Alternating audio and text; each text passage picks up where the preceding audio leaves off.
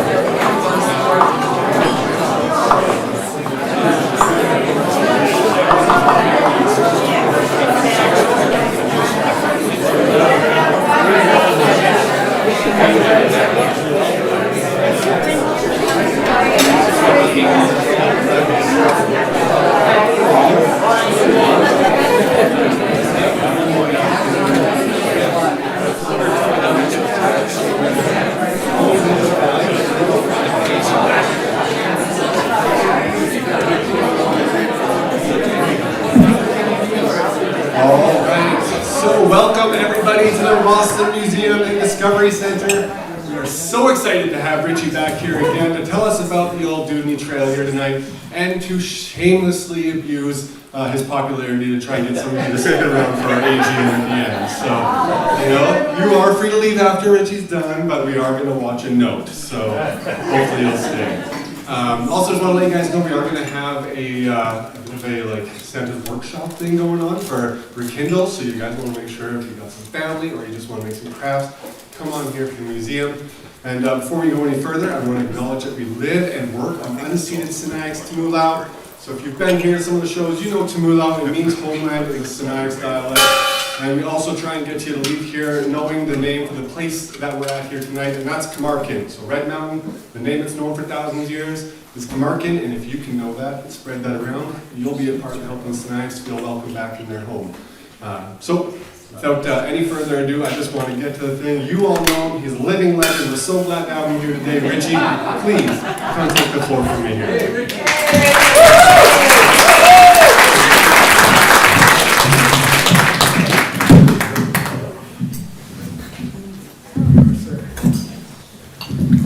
I'm going to need a couple of hands here, so I'm going to have to read a lot of this stuff because there's no way I can remember it. But anyway, I just thought I'd start off with this picture of Mann. A lot of you would know her. She used to be one of the Boomtown Guard girls, and I used to live up in Sheep Creek, and she used to help me with my horses a lot of different times, and just shows you how much fun you can have working on the Dewdney Trail. So anyway.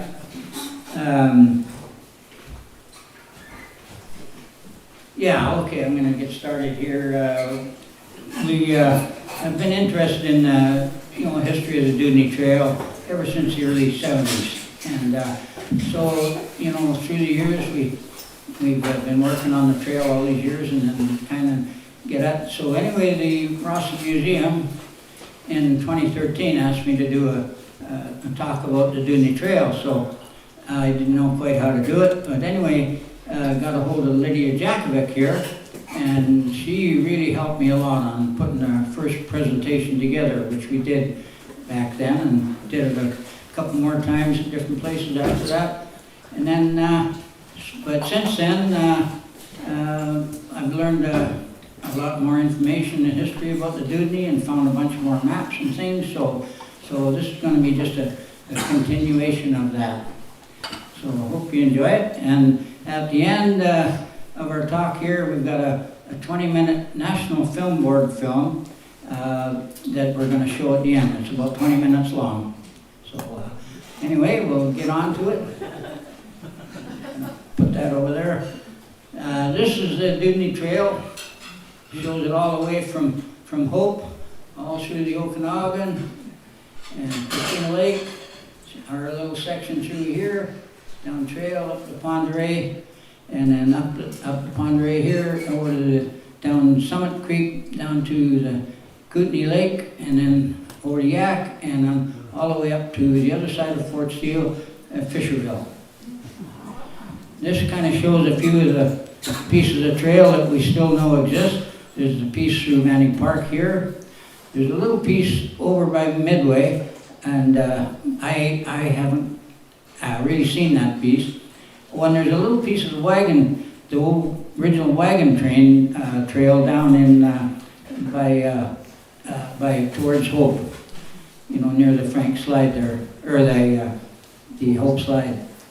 And then there's a little piece coming down May Creek into Grand Forks, and then this is our section coming through here, and then of course it follows the Ponderay pretty well on the wagon road that's up there now, and then it goes up south the Selma River a little bit, which was the Salmon River, then up Lost Creek, and then comes out over the summit, just the other side of the Kootenai Pass where the chain up area is. And then there's a little piece here across the Kootenai Bottoms, and then the last little piece, and this is a protected piece, up here the other side of Fort Steele at Wild Horse.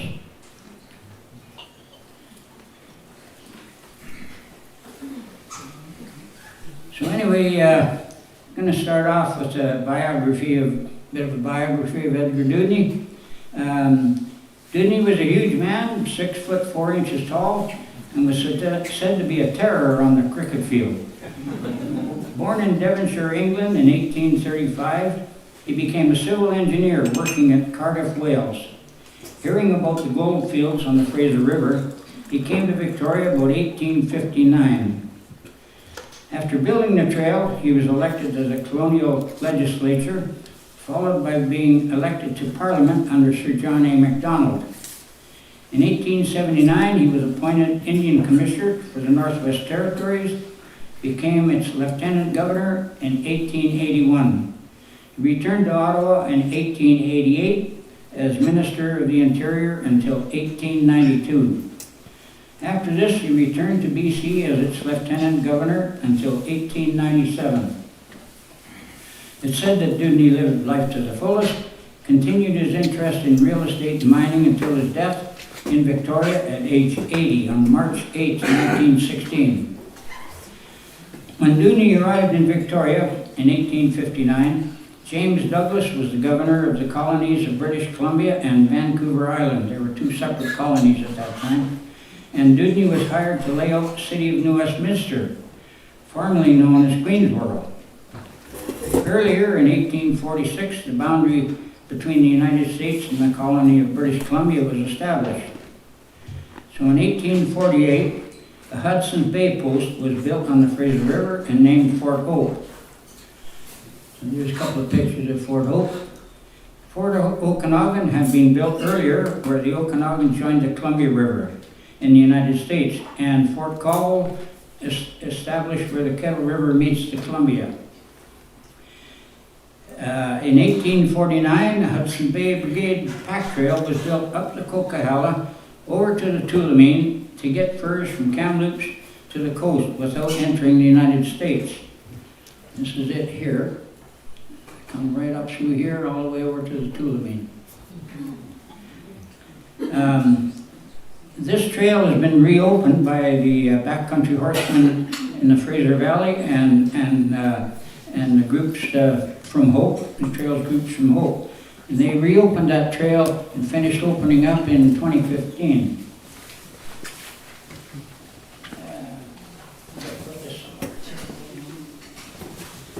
There we are.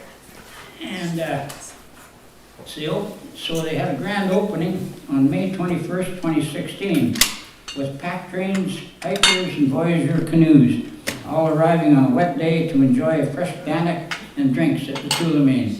So I was able to get over there to witness that. It was a great setup they had. It was a wet day, but this pack train came through from all the way from Hope. I don't know how many days they took, but it's 74 miles, I think, or 74 kilometers, I think. So in 1857, 1858, Fort Shepherd was established by the Hudson Bay Company on the Canadian side of the Columbia River. This was to replace using Fort Caldwell. It was permanently closed in 1870 and burned down in 1872. The valleys and mountain ranges in the interior of BC run north and south for the most part, as you know, made it easy for American trappers, prospectors, miners, and merchants to enter the British colony without paying duties, etc. So Governor Douglas wanted this all controlled and to stop any thoughts of annexation by the United States. So I guess that was a bit of a worry at the time. So then we're going to get talking about the Dewdney Trail from Hope to Rock Creek. So this is a piece up through Manning Park. So they came all the way up here to Manning Park, all the way down through here. So we don't have I don't have any bits of the trail that I know of here. So in 1859, Douglas sent Lieutenant H.S. Palmer, a young Royal Engineer, to investigate. He followed the Brigade Trail to the Tulameen, then turned east down Whipsaw Creek. So he came up here,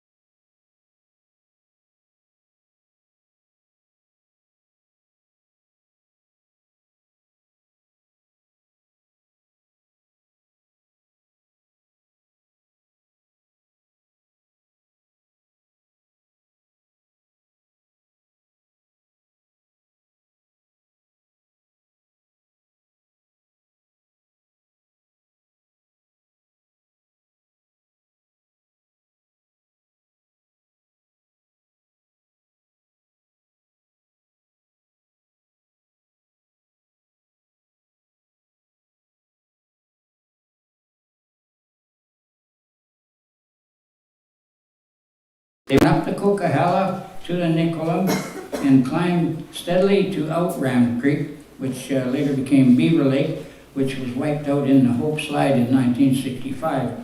From here, they made a short portage over to the Smala, which flows into the Skagit, and then they went up the Snass River here, and then hit Palmer's Route, and then headed down Whipsaw Creek. All the way to Vermilion Forks. Dewdney started building the trail, then Governor Douglas ordered the Royal Engineers to widen it to be a wagon road. He doubled the toll rate to use the road, and the packers and merchants complained so bitterly that Governor Douglas stopped construction after building only 25 miles. He then ordered Dewdney to continue building the pack trail through to Rock Creek. He made it to Vermilion Forks that fall and was stopped by winter. There is still a piece of that trail, just that wagon road, just this side of the Hope Slide, and just beside the highway. So there is a chunk of it still there. In 1861, in the spring, Dewdney teamed up with another civil engineer named Walter Moberly. And without the help of the Royal Engineers, they decided to hire settlers and native packers in Fort Hope. The trail was to be 4 feet wide, clear of trees and boulders, with 1.5 foot wide tread. The grade no steeper than 1 in 12. They blazed trees through the forest and built rock cairns in open areas, traveling through Headley and Carameus. And Carameus, I found out, means wind passage through the hills. I remember driving through Carameus, and a lot of the trees had a bit of a lean to them. We think the trail went through Richter Pass, but one old map shows it dipping briefly in and out of the United States. The Richter Pass was named after the first fruit farmer in the area. They continued on to So'oyus, which became Osuyus, and up over the Anarchist, arriving at Rock Creek. Gold was petering out by then, so work was halted, and Dewdney headed for the Caribou, where he continued surveying and building roads. I'll get to the next section here.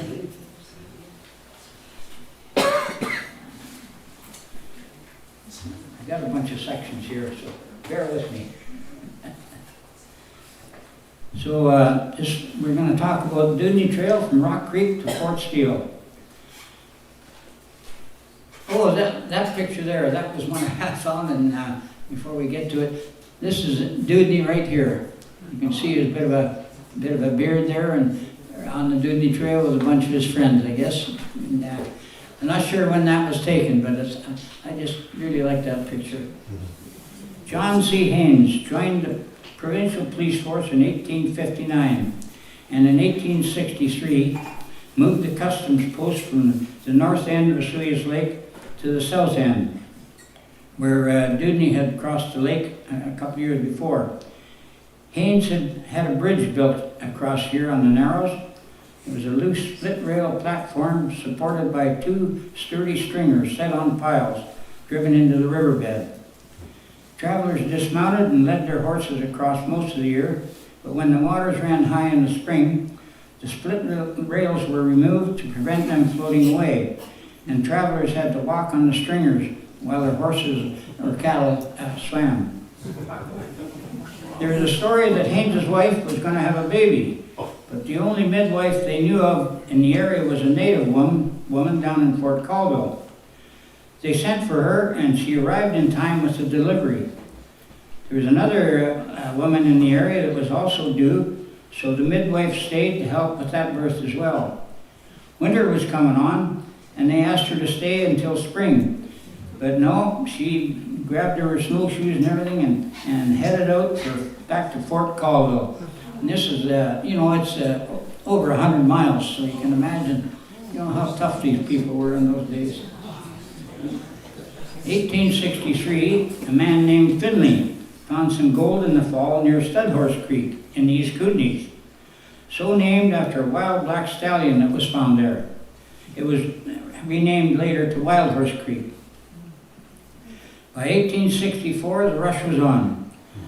Two groups, one led by Robert Dorr and the other by Jack Fisher, not the Jack Fisher that we know and knew now,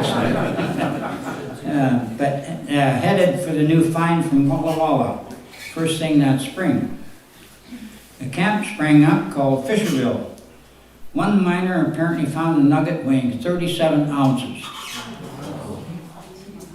That summer, 4 members of the Gentle Six arrived in Fisherville. The romantic names of these damsels were Axe Handle Bertha, Wildcat Jenny, Little Lou, and Gunpowder Sue. Little Lou was said to be a fascinating little wench who could deliver a heart-rending ballad, crackle up a soul-stirring sermon, or roll a drunken miner and relieve him of his poke with equal facility. It seems that some of these ladies also taught school. In 1865, because of this new find in Wild Horse, the new Governor Frederick Seymour at the time, from 1864 to 1866, contracted Dewdney to extend the trail to the East Kootenays. Dewdney was 28 years old at the time. He hired a crew, some being ex-Royal Engineers, and along with Siwash Indian packers from the coast, to carry in the supplies from Hope to Princeton. One packer was an Indian woman called Mrs. Polly, who carried a barrel of sugar weighing 125 pounds and kept up with the caravan quite handily. You can imagine how hard it would be to carry a barrel of sugar on your back. You know, it's not an easy thing to pack. They covered about 7 miles a day.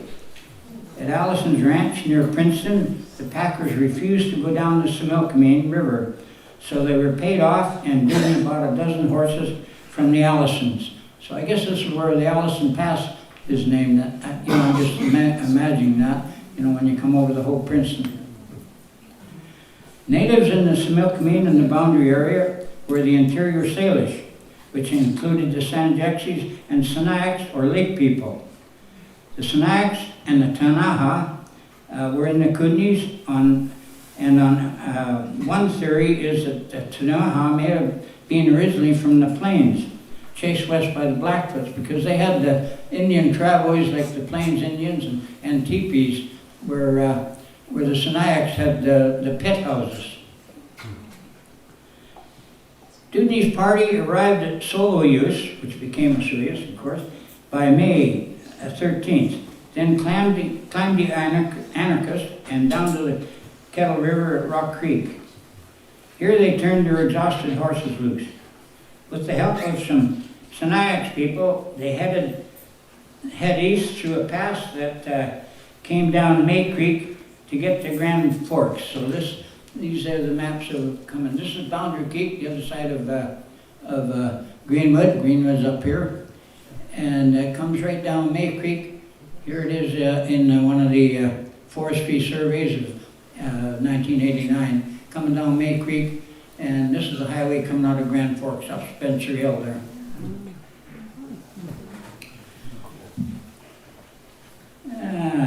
Where am I here?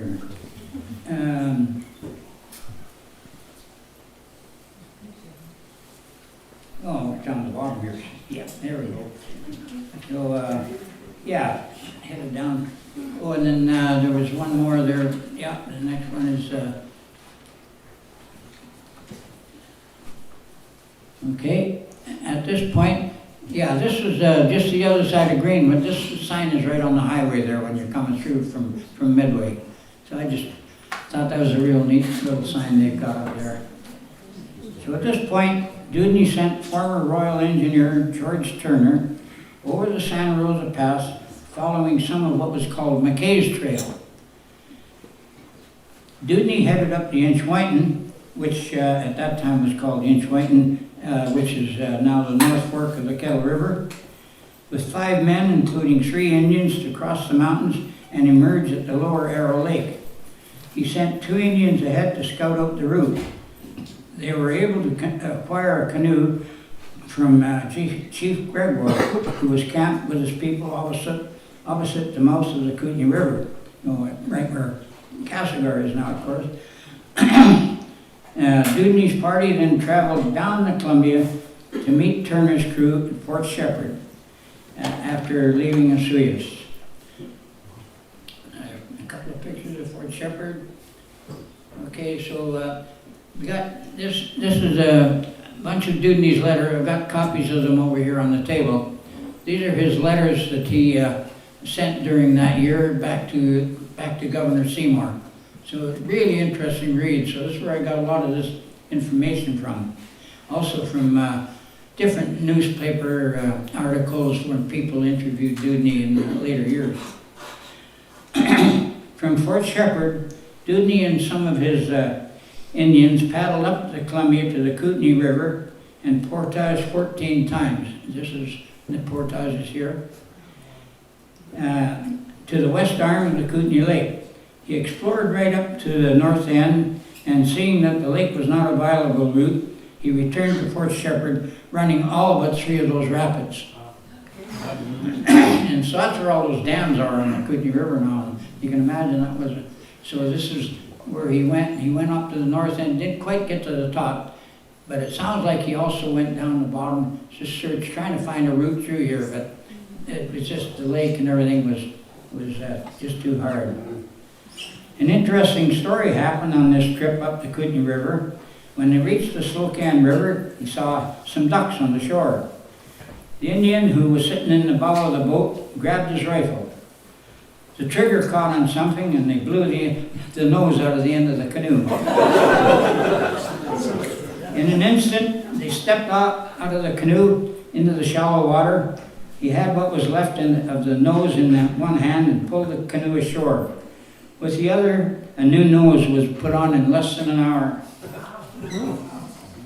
So they were pretty adept at doing stuff in those days. Both the Snacks or the Lakes people, they both, or the Snacks or Lakes people as they're called, and the Tanaha used these sturgeon-nosed canoes. They had pointed prows and sterns that swept downward from the gunnels. There's a little model of one back here in one of the displays that the museum has. When loaded, the tips were underwater. A combination of cedar strips and rock maple made up the framework, which was covered by white pine bark turned inside out. And we didn't have the big birch trees they have back east, I guess. So after returning to Fort Shepherd, he decided to use McKay's Trail over the route Turner had taken over the Santa Rosa into Big Sheep Creek. This is coming through our area here now. North, this is coming out of Christina Lake here. You can see the trail here. Yeah, and then it continues on to northeast, and then over to Little Sheep Creek, and northeast to Gopher Creek, and Trail Creek down to Columbia and Fort Shepherd. So this is where it's coming over into Big Sheep Creek here, and climbing up Sophia Mountain, and then the first summit, of course, and then down to Patterson. He then sent most of his crew to blaze the trail west from Fort Shepherd to Christina Lake, that section there. Meanwhile, Dewdney and ex-Royal Engineer Robert Howell and one of his Indians crossed the Columbia and followed a route taken by John Sullivan of the Palliser expedition in 1859. They headed up the Pond and Salmon Rivers, now called the Salmon River, then up Lost Creek and over the pass and down Summit Creek. This is Lost Creek here, over the pass, and then it comes down here, and it just comes out on, this is the Kootenai Pass here. It just comes out just at the chain up area, just on the other side of the Kootenai Pass. From here they crossed the swampy Kootenai bottoms near the south end of Duck Lake, then south to the Goat River. And from here they traveled up the Goat River and Kitchener Creek and across to arrive at the existing Walla Walla Trail at Yak. It was an easy walk for them to travel this trail along the Moyet, all the way to Joseph's Prairie, which became Cranbrook, then to Galbraith's Ferry to cross the Kootenai at what later became Fort Steele, and a short distance from Fisherville. He hired William Fernie and 65 men to build a trail back to the west. Dewdney was getting most of his supplies for his cruise from Fort Colville and Lewiston in the States. You gotta remember, there's hardly any towns all the way through from Hope at this time. On one occasion, a note was sent for him to check inside the flour sack for a little gift. He did as suggested and pulled out a nice big bottle of brandy. Dewdney received $25,000, mostly in gold dust, and some cash from Peter O'Reilly, the gold commissioner at Wild Horse, to pay his cruise. And coinage was rarer than gold dust at that time. He headed back to Fort Shepherd carrying the money along with his Indian guide Peter. Robert Howell was left to blaze a line for Fernie to follow. As he was climbing back up Summit Creek, he meets Judge Matthew Bailey Bigby, known in the Caribou as the hanging judge, heading to preside over court at Fisherville, traveling with 14 pack animals. So who knows where he was coming from? I don't know if he's coming all the way from Barkerville or what, because he was pretty famous up there. Dewdney decided to go back with the judge to guide him across the bottoms, because it was pretty tricky getting across there, but didn't want to travel back with all that gold dust, so he decided to hide it. He found a hollow tree stump off the trail a bit and hid the heavy leather bag. After successfully guiding the judge across the swamps, he returned to retrieve his sack of gold and coin. He found the stump, reached inside, couldn't feel anything. In his words, a cold shudder came over me. I felt all around the inside of the stump but could feel no bag. After chopping some of the stump away, he was able to reach in farther and to his delight felt the bag. What a relief. Dewdney then traveled back to Fort Shepherd with a pay. He had 4 crews working on building the trail, a Chinese crew working west to Christina Lake, probably the toughest section, that's our area here. Fernie's men working west from Moye, that's over here at Yak here. Yeah, and a white crew working east of the Columbia River up to Pond Ray, and another white crew in the boundary area. So you can see he gave the toughest section to the Chinese workers. Work continued to middle of October. Pack trains had already started using the trail to Wild Horse. Crossing the marshes at Kootenai Lake was still a problem though. Dewdney, after completing the trail in 7 months, and was paid $75,000. You know, it was quite an undertaking to get crews, you know, to go through, scout the trail, and get crews to build it and everything, all in that one summer. The workings at Wild Horse soon slowed down, and miners headed for other finds in the Big Bend area of the Columbia. By 1880, some of the sections of the trail in the Kootenays had become impassable. One thing that Dewdney did in 1865 in the area of what is now called Brilliant, in Castlegar, was to create a town site there without the consent from the local Snags, who had used the area since time immemorial for camping, fishing, and burial sites. It was 198 acres marked on the map as District Lot 9, Group 1.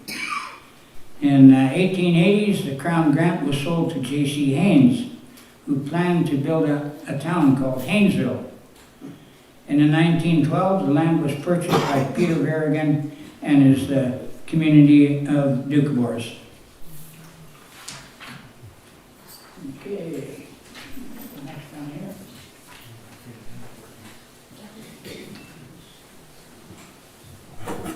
So the Dewdney Trail in the following years, this is when I got out of, I think it was the Trail Times, I found this picture, and it's in 1900, and it's a young couple hiking from Rossland down the trail on the Dewdney Trail.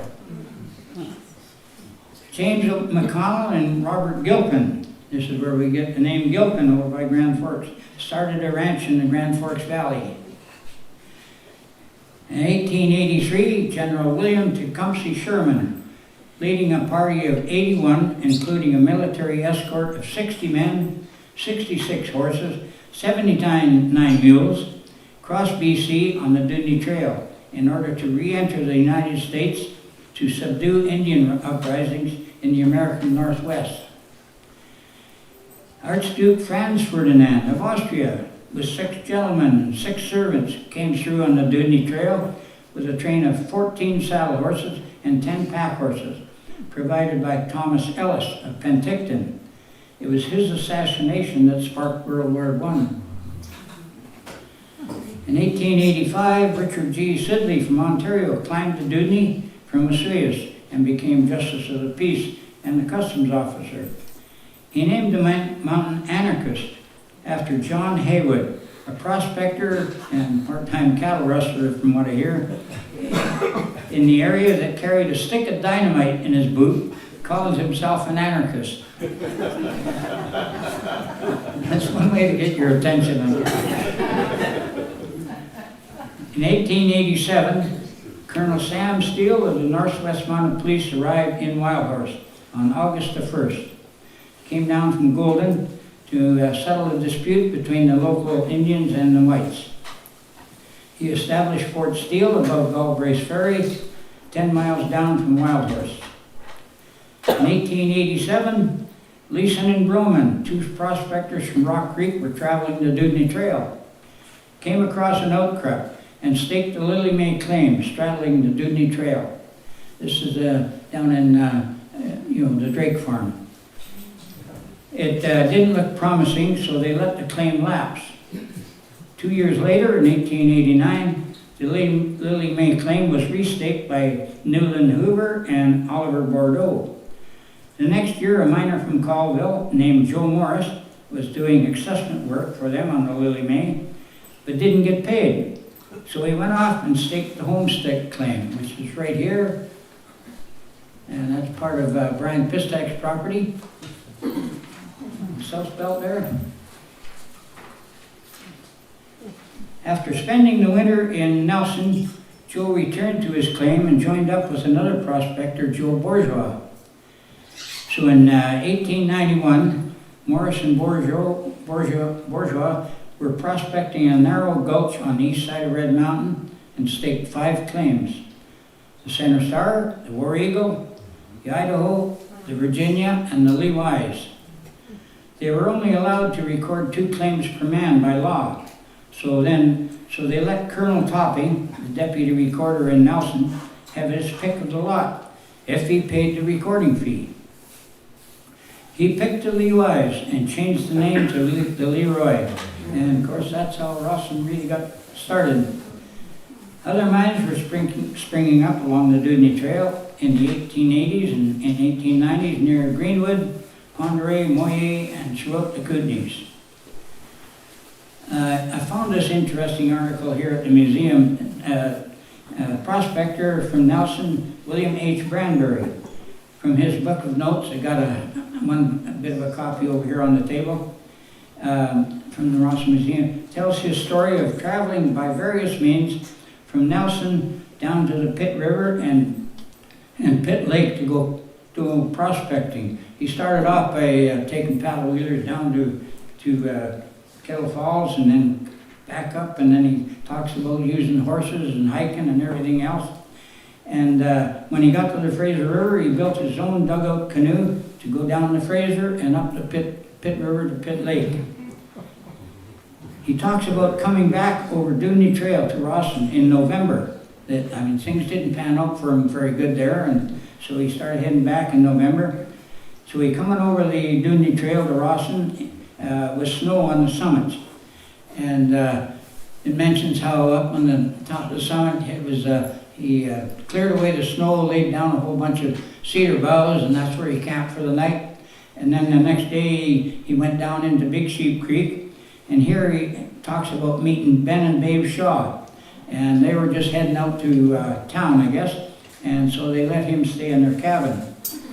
He mentions our teams heading down from Rossland through to Patterson to the United States and bringing back supplies. This is all in 1894. Fred Hackney grew up in Rossland and became customs officer in Patterson in World War II. A few of us older Rossland people remember Fred. He was such a friendly, good guy at the border there.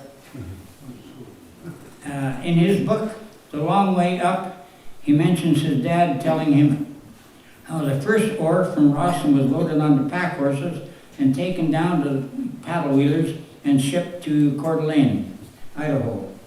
I had borrowed this book, Al Martin had this book, and I don't know where it is now, and I have to talk to the Martin family to see where it is. It's a real interesting read by Fred. Fred was around 8 years old in 1919, and his dad took him on a prospecting trip over the Dewdney Trail.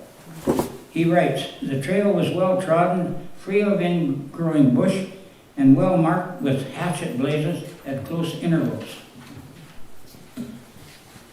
So in later years, in the 1950s, Fred began searching out the now little used trail. As he went along being a signalman, he made blazes for the letter D in Morse code, one long and two short. The corduroy bridges were still in usable condition, and Fred gave several lectures in the area using these photos. In the 1940s, I remember hiking with my friends down the Dewdney Trail, south of Rossland to Patterson, to go fishing, and when we were young. And then once went down with, my dad took us out there. We had just got this .22 rifle from my grandpa, and so it's my two brothers and myself there, and hiking down the Dewdney Trail to Barry's Field to try it out. Which one is yours? Yeah, are you the little one? I'm the one holding the dog there. My older brother Henry and my younger brother Dave. So then horse clubs started getting involved with the Dewdney Trail. This is the Trail Horseman Society logo here, and this is our Backcountry Horseman Society here. And this is a picture of Scott Gain from over Proctor Way and Graham Jones, and they're really hucking. This is a piece of switchback trail up on the Santa Rosa. So in 1971, interest in restoring the Dewdney Trail was being published in local newspapers and groups from Vesuvius to Cranbrook, and had been formed to look into its restoration. Missing a page?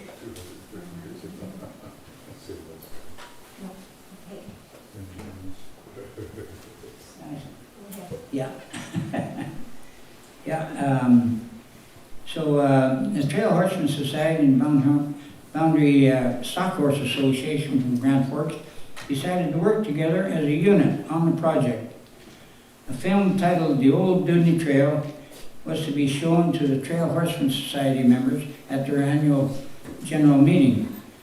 George Bluer, who was a math teacher at Crow High School, had a real nice indoor riding stable out in Fruitvale there. He was one of the founding members of the Trail Horseman Society. Said he was to show this film to his students in the 1960s. I'd been searching for this film for some time, at museums and libraries, could never find it all these years. And then Malane Kuchar, who you saw in the first picture up there, who was working at Selkirk College in Castlegar, she said to come on out and we'll go through the archives out there. To my delight, we found this old 16mm film reel in March 2017. So I was able to borrow it and take it over to Nelson and get DVDs made of it. So this film, it's a 20-minute National Film Board film, and we're going to show this at once a big hook comes out and it gets me off the stage here. In 1972, a survey was started to locate the trail from Midway to Fort Shepherd by a team of university students in cooperation with the Trail and Grand Forks Horse Clubs, and with the support of Ministers Donald Brothers and Ken Kiernan. By the fall, they had completed the survey and found that about 70% of the trail was easily traceable from Christina Lake to Rossland, but little trace was found back to Midway. The Parks Branch decided to recommend that the government support the restoration of the trail between Christina Lake and Rossland. Trail Horseman Society members Nain and Rick Rickman from Casino became the coordinators and put a lot of effort into talking to private landowners and public lands. This is a picture of Rick Rickman here on one of our camps. And Nain, we could never get a picture of Nain. She would never let us take a picture of it. But she was the real push on getting all these okays from everybody. In 1973, the Parks Branch organized a crew of 3 university students to clear and blaze the trail. They were Jan Havler, Dave Suttle, and Art Eby. Now I just wonder if this is a relation to our premier.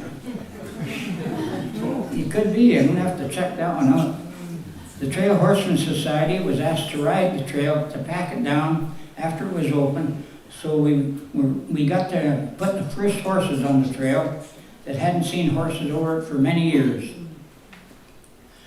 Trail Horseman member Ben Seifert from Casino.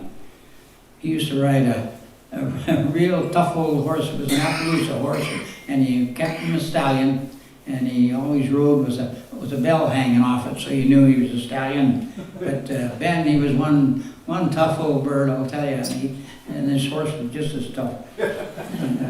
So anyway, Ben Seifert, he led our ride of 20 horses, and we camped overnight beside Big Sheep Creek on the Gill property.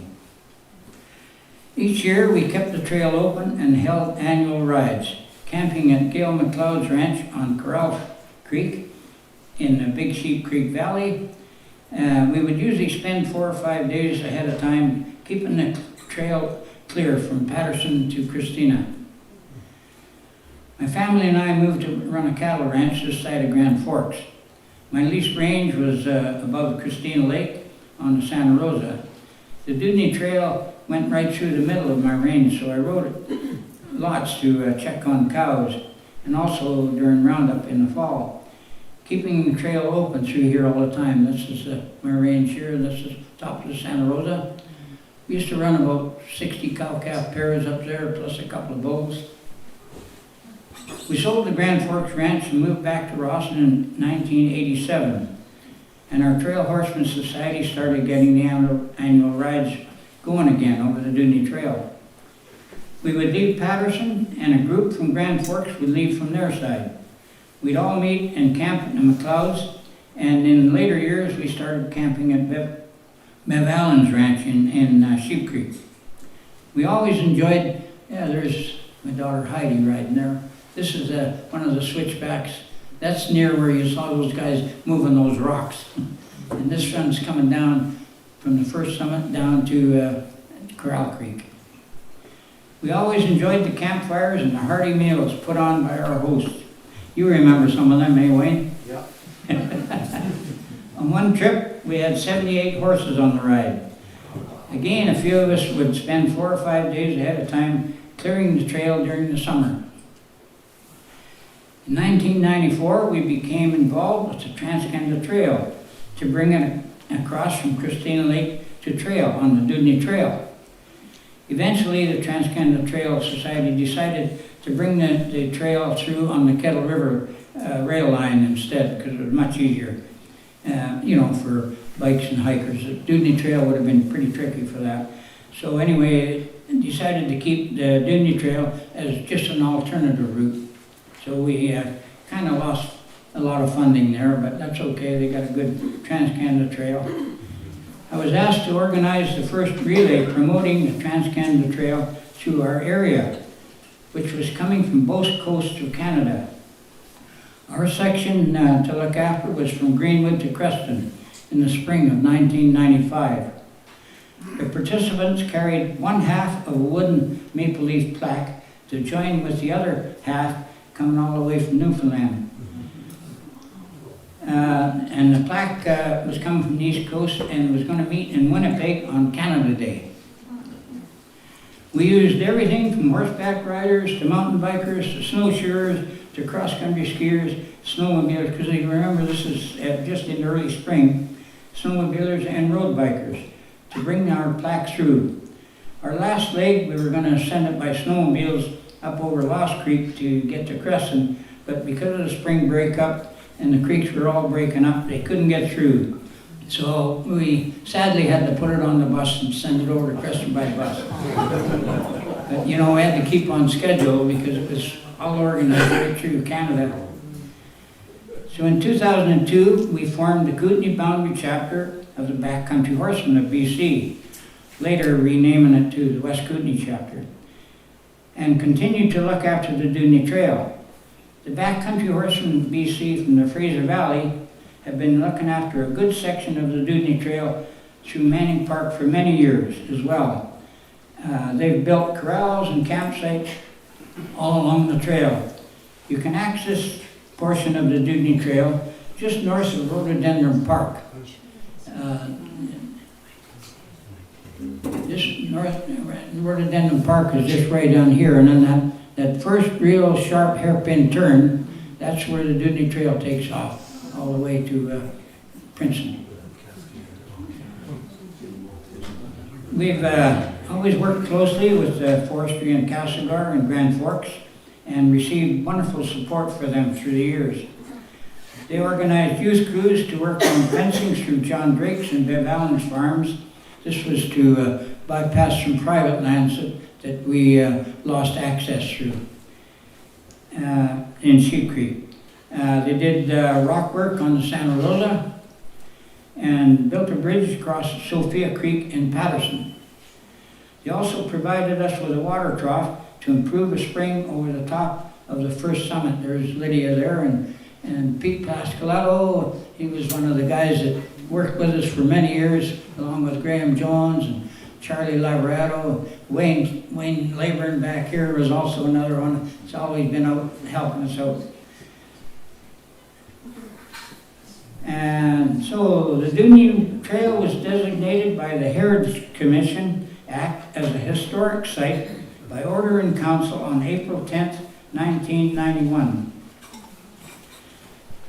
The Dewdney Trail was also designated as an archaeology site by the Heritage Conservation Act as a recreation trail under the Forest Practices Code of BC. A designated heritage trail refers to a trail designated under Section 4 of the Act. The trail corridor is defined as a 200-meter strip. So this is 100 meters on either side of the trail, so around 300 feet. This applies to the trail where it crosses Crown land only. This is a Dewdney Trail Management Plan, March 1996. We have legal opinions, quite a few actually, from years ago, saying the Dewdney Trail is believed to be a public right-of-way across private lands, as government funds have been spent on it in the past. Since it predates most Crown grants, the trail would have been an exception to any subsequent Crown grant. This would need to be tested in court. The province, however, through their original district, St. Gosh, was willing to get involved at the time of subdivision to try and protect the trail. So we did have a couple letters from that. So in year 2000, when the new gas line came through, we were diligent in making sure they knew where the trail was. And they were great at restoring it wherever they crossed it. And in Fortis and BC Hydro, when they come through, they're always clearing their right of way. So we always have to make sure that they're not wrecking the trail, because when they bring machinery around, the new operators a lot of times don't really know where the trail is. And so anyway, they've really been good to deal with whenever we've got in touch with them, Fortis and BC Hydro. The Kootenai Company of Trail Society entered into partnership agreement with Rec Sites and Trails branch covering the Dewdney Trail from Big Sheep Creek Valley to Patterson, and have been maintaining that section for the last few years. Our BC Backcountry Horsemen West Kootenai chapter has a partnership agreement with Rec Sites and Trails covering the Dewdney Trail from Big Sheep Creek Valley to Christina Lake, with the help on the lower sections near Christina from the trails groups over there. The last few years, we've been mainly busy working on the trail from Trout Creek campsite on the Christina Lake side. That's about 9 miles up from Christina on the highway there. Over the Santa Rosa Summit down to Corral Creek in the Big Sheep Creek Valley. Our Area B Director, she is here, Linda Worley. She's been amazing help to us, and she gave us funding, and this is down at Graham Jones's house that he sold down by Wayne's, and Graham got a hold of the sign, and she gave us funding to get this sign all restored and put back up down in Patterson. So she's been really supportive of us, and also she's been had some really generous funding here lately for us, and been able to hire Chris Rosa. Well, this is down at Alan Martin's place, getting a telephone pole, and so Graham was going to cut some cedar boards out of this and send them over to Bob Keep, who is a retired forest ranger in Grand Forks. Bob actually made some of the original signs on the Dewdney Trail back in the 70s. They were cedar signs, but most of them were kind of getting dilapidated, so we got funding and help from forestry to make all these new signs. So we sent the blanks after Graham cut them on the sawmill and sent them over to Bob Keep, and he did all the routering on them to make the signs, and every half a kilometer. So we've been able to, with funding from Regional District, Linda, we've been able to hire Chris Rosa to install a lot of these signs and to do clearing work on the trail.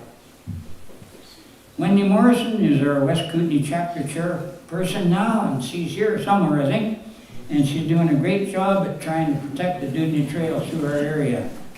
So then we're just there's the signs that Bob had made here, and you can see that's a 15-kilometer one. The next one, there's some of the signs being put up on the trail there. This is over on the Christina Lake side. And there's some more there, 10 kilometers. That's 10 kilometers up from Christina. And Don Blockross has been out on our trails a few times, giving us a hand. This is up on top of the Santa Rosa, showing our metal signs. There's Chris whacking off a big tree that had come down. And this is on top of us, myself and Chris, and this is looking towards Grand Forks from top of the Santa Rosa. Beautiful view. And there's Chris Rosa, and there's Wendy there, and Graham Jones.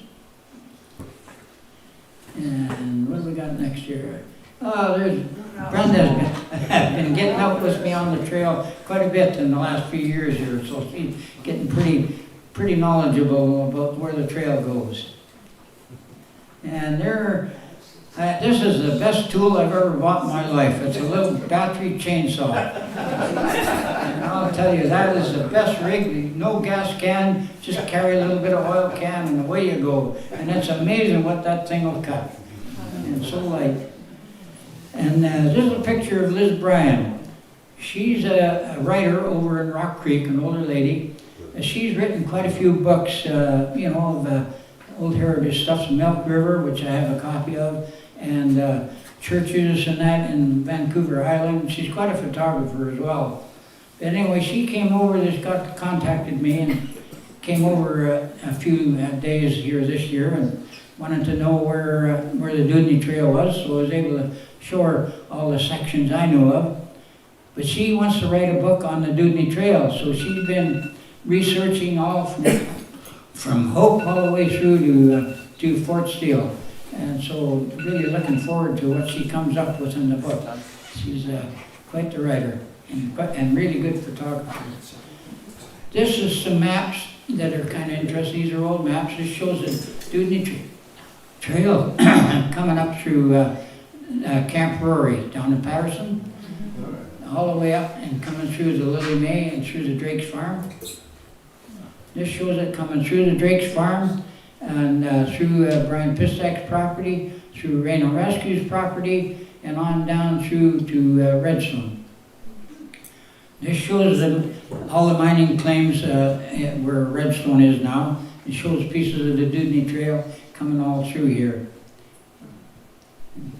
This one is actually the Endersby farm, but it's actually where Redstone is.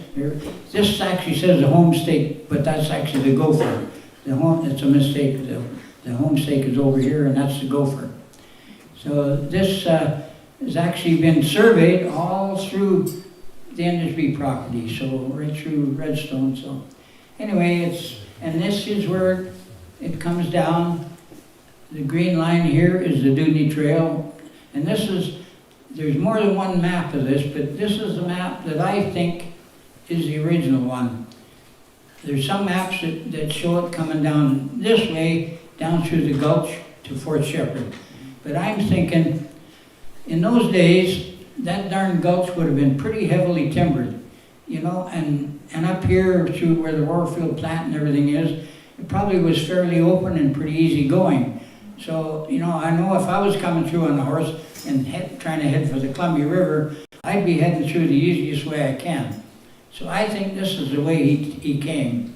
But, there's a little discrepancy there. But anyway, this is where he went down to Fort Shepherd. And this is a piece of the protected trail. This is up at Fisherville, the end of the trail, Wild Horse Creek. So that piece of trail is still there and it's protected. Mm-hmm. So now, unless anybody's got any questions, we'll get on to the short NFB film.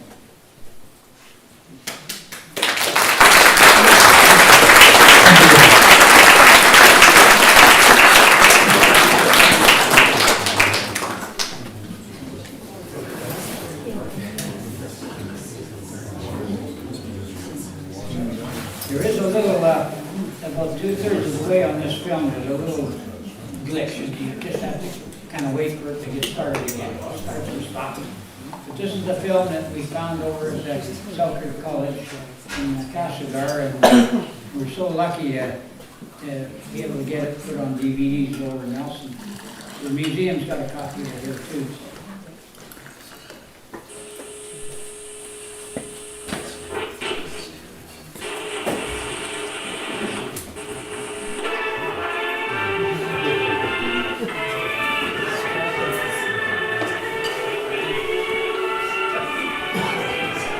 I love this old music.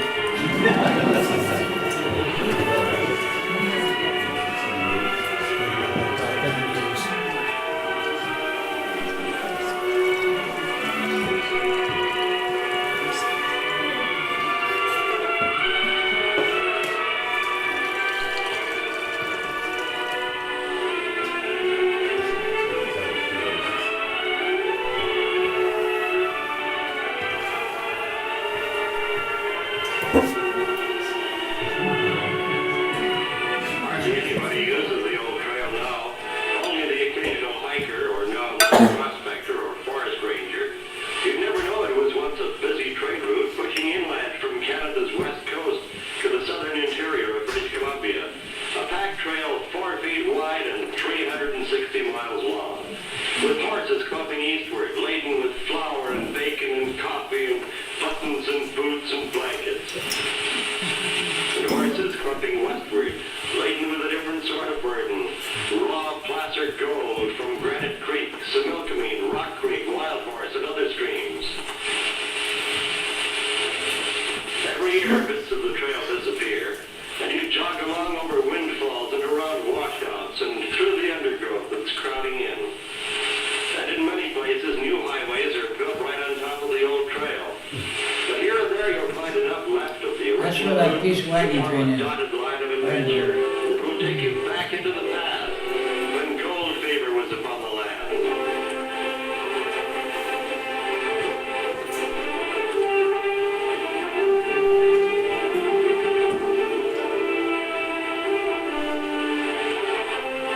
As the trail marker suggests, there was no practical way into the interior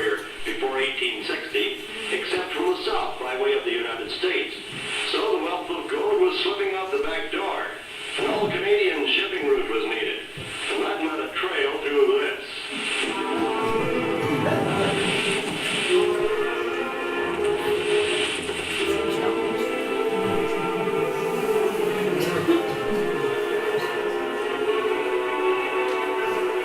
Governor James Douglas had the oil engineers survey a route which would start out at Fort Hope on the Fraser River, 100 miles upstream from the coast. The construction contract was awarded to a young Englishman, Old Dewdney, who in later years was appointed Lieutenant Governor of British Columbia. Dewdney started work on the trail in 1860, following a route up the Coquihalla Valley. In the first 35 miles or so, it would climb to 6,000 feet. They say that the grade was never steeper than this, 1 foot in 12, a tribute to the skill of the engineers. Some of the log cabins you find are nearly as old as the trail itself. Of course, when you're 16, you're not too reverent about history, but you do like to poke into the past. And here the past and present are not too far apart. The dogwood trees bloom as they did 100 years ago. Wild strawberries grow along the trail. Lichens beard the trees. And the deer that roamed the hillside then left descendants to roam the hills today.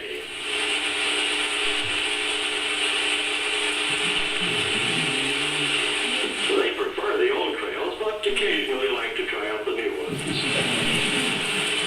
The first section of the trail had scarcely been finished when Governor Douglas put the Royal Engineers to work to widen it as a wagon road. But he planned to pay for it by doubling the freight tolls, which were already 1 shilling per 50 pounds of goods carried. When merchants and packers complained bitterly, the Royal Engineers were suddenly pulled off the job with only 25 miles of wagon road completed. One engineer named McGillivray died here and was buried a few yards from the wagon road he helped to build.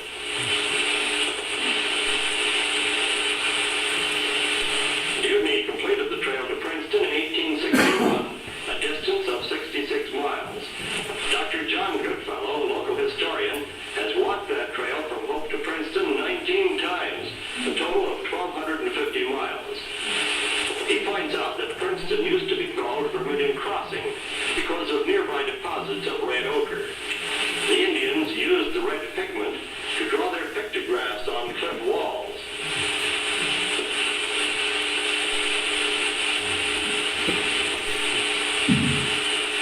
The white man had his own way of painting the town red, as you'll discover in the Princeton Museum. Besides an old whiskey still, there's a mechanical cocktail shaker from a Granite Creek saloon.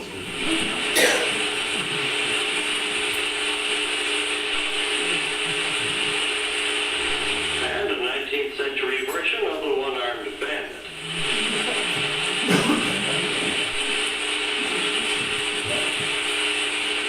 The acres of mine tailings around Princeton give some idea of the gold and copper mining that's been going on in this country since it was opened up. And the trail has brought you to a different country this side of the mountains. Lush growth has given way to sagebrush and cactus.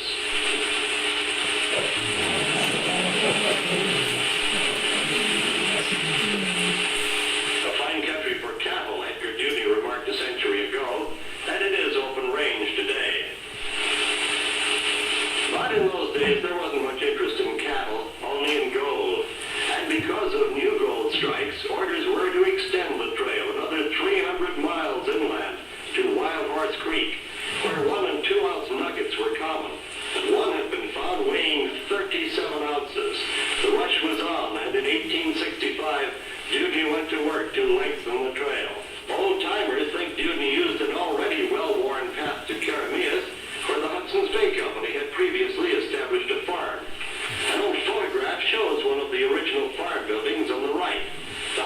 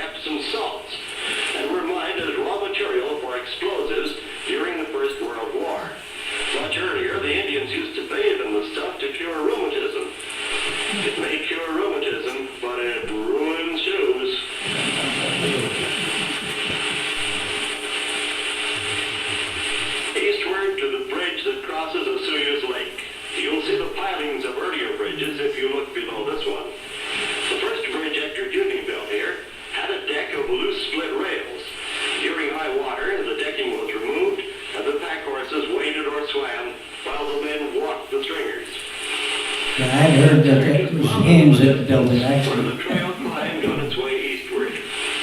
When you get up to Atticus Lookout, you can look back and see today's highway, the lake, the town of Vesuvius, the bridge that crosses the lake.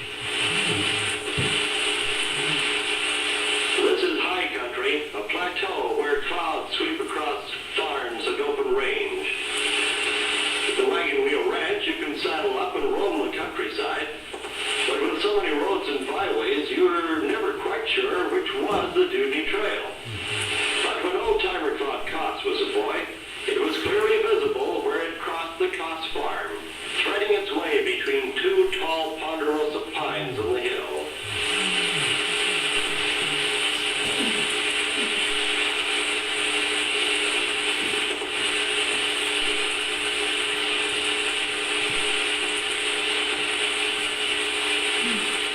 Today, a meandering wagon road follows the historic route.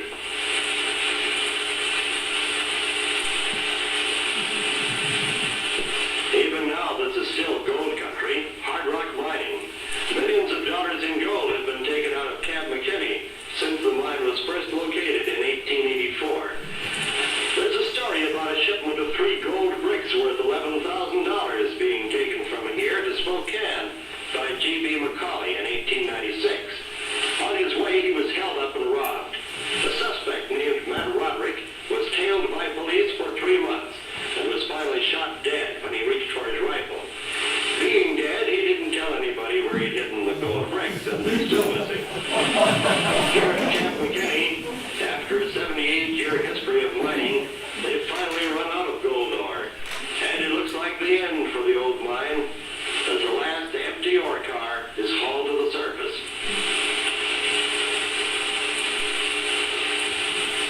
There was no hard rock mining when the trail was built. You didn't have to dig for it in places like Rock Creek, a rich catch basin for placer gold washed down from the mother lode in the hills. A frying pan makes a good substitute for a gold pan, but nothing takes the place of gold.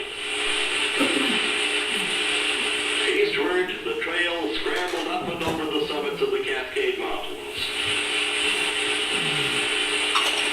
A grim country for traveling, but brightened by wild lupin and yarrow and daisies. And when you descend to where the trail followed Little Sheep Creek, and if you know where to look, you'll find one trail marker that's not much younger than the trail itself. We lost that just a few years back. Just north of where the trail plunged downward to the Columbia River, Ross Thompson built the town called Rossland. His own first home was a log cabin. In later years, he built this mansion. Discovery of gold and copper in the 90s boomed Rossland into a rip-roaring town with 49 saloons on the main street. This is Trail Creek, south of Rossland, so named because the Dewdney Trail followed it down to the Columbia. At this point, the creek goes underground. From here on, it's hard to follow. It must flow beneath these streets somewhere. The trouble is they built a city on top of it. Maybe it runs below this very sidewalk. What happened was they erected a smelter here to handle ore from Rossland, and they called the settlement Trail Creek. It later became the city of Trail. Well, that stream does reach the Columbia River. Let's see, that's it down there. All that's left of Trail Creek. When Dewdney went through in 1865, the only white settlement in the country was across there, about 10 miles downstream from Trail. The fur trading post called Fort Shepherd. Amazing how it's grown up down there now. The only thing to mark the spot now is that historical monument, barely visible from this side of the river. Of course, if you really want to see Fort Shepherd, all you have to do is to go back 100 years, more or less, and fly over it. No great trick if you fly over the model of Fort Shepherd in the Trail Memorial Library. Leaving Fort Shepherd, packers had to ford the Columbia, then follow the trail up the Ponderay River, which meets the Columbia just below the Juanita Power Dam. One of the packers along the trail, Ernest Churches, was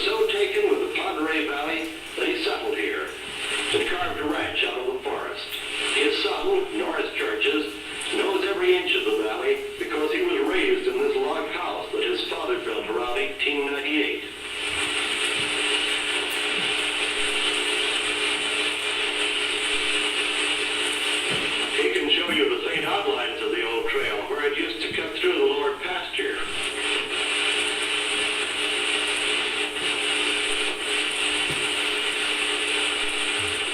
Wildlife still abounds in the area. One cougar apparently lost his head here quite recently. A lot of this has been flooded by 7 Mile. The valley, there's a deserted orchard, and the original seedlings were packed in over the trail. You had to watch a pack train loaded with seedlings, otherwise the horse behind might eat the load of the horse in front.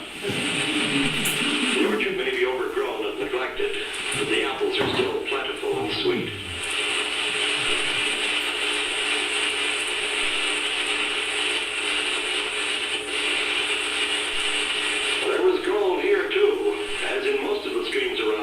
The Pond Array contained many a rich pocket of placer gold, and prospectors like Ted Jablonski will tell you there are still colors to be found in the gravel. But in the early days, nobody stopped long to look for gold here. They hurried on instead toward Wild Horse Creek, many miles beyond, with dreams of fortune in their eyes. Before they reached the goal, let me begin. You just kind of have to wait a bit for it to get going again. Yeah, Audrey and I used to go up and pick apples up in there. Across the divide, both the old and new roads descend Summit Creek into the Creston Valley at the southern tip of Kootenai Lake. Thousands of acres of farmland have been reclaimed from flats where packers once cursed the fords and the flies and the mosquitoes and the gooey black mud. Where the trail skirted Moyer Lake, an Indian named Peter found a curious piece of rock in 1891. He brought it to Father Cacola of the Roman Catholic Mission at St. Eugene, and so was discovered the fabulously wealthy St. Eugene mine. Father Cacola sold his share for $12,000, with which he built this church at St. Eugene Mission. After a half-century, it still serves the Indians of the nearby Kootenai Indian Reserve.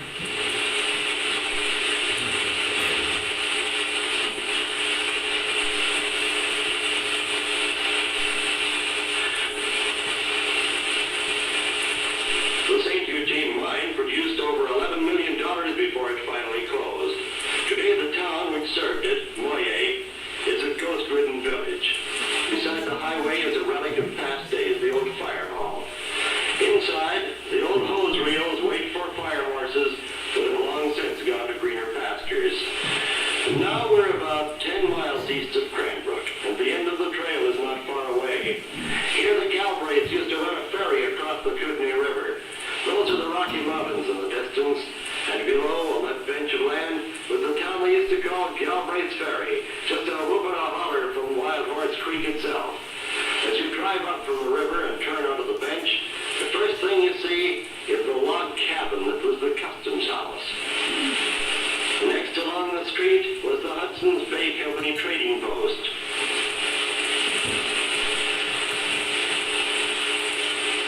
You look around you today, and you'd swear you'd stepped out of the present into a western town of the past. About a dozen families live here among the ruins. The only store in town is located in the old Bank of Commerce building. The two sisters who run it, Mrs. Emma Dempsey and Mrs. Belle Wertzler, try to keep things much as they were in the past, including the original flooring of the cellar. Mrs. Wertzler has found in the Dalgardno Hotel Register famous names like Kit Carson and Grover Cleveland. Some are obvious pranks, but their signatures are no doubt genuine. I remember meeting those ladies when I worked over there. A pair of gold scales, Mrs. Dempsey says, were handmade by a Chinese at the diggings a century ago.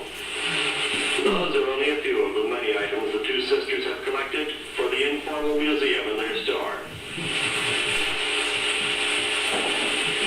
Roots here run deep. Still living in a little cottage and tending her flowers is Mrs. Ella Galbraith, 88-year-old widow of one of the brothers for whom Galbraith's Ferry was named. But the town lost its name when Fort Steele was built in 1887. Here was British Columbia's first mounted police post, occupied for just 1 year. It wouldn't be honest to represent this as the fort. This was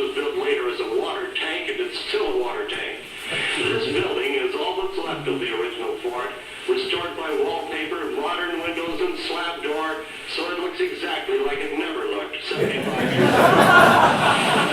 This is the town of Fort Steele itself, the former Galbraith's Ferry, where gathered a few thousand odd miners from the nearby diggings, with gold in their pokes and folks to help them get rid of it.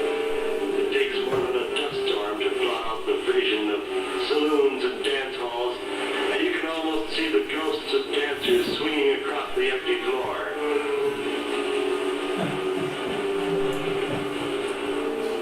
And here was the Hall of Justice, where the overwild ones were tamed.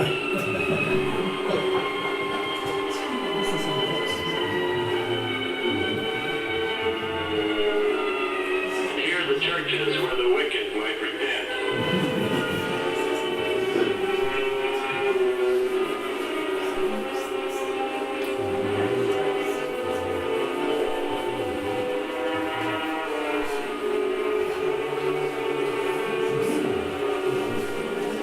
Couldn't have picked a better day to film this. On Wild Horse Creek itself, men scoured the gravel for dust and nuggets, moving the course of the creek, tearing down the banks, washing away the hills with streams of water. 4 or 5 miles further up the creek, you can still see the original diggings of the trailblazers on the trees. Local people like Cliff White and others have got together to put up signs and markers so you can follow the old trail.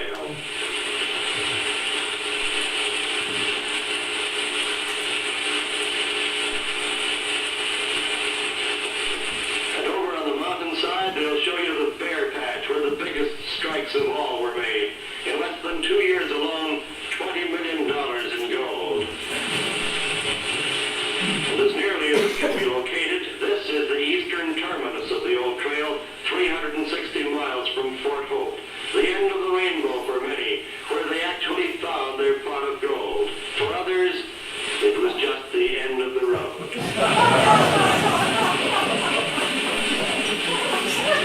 Inside the building where the headstone should be, a tree grows upward that began as a seedling on a new dug grave in 1865.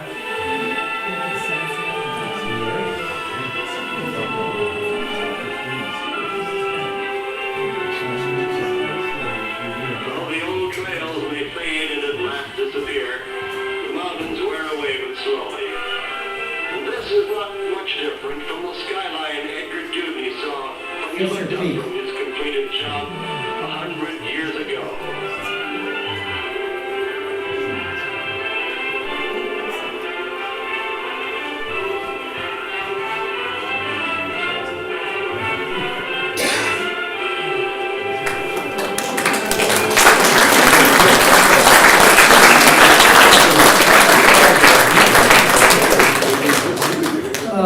Hope you all enjoyed it, and yeah, feel free to look at any of the articles over here on the table anytime you like, and any questions, just come and holler at me.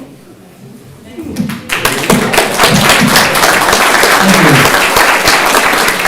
It's always fun looking into the history of what these old timers did.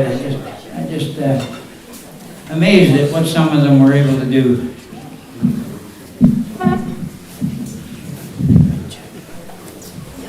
Excellent. Well, thank you so much, Richie. Let's do one more round of applause.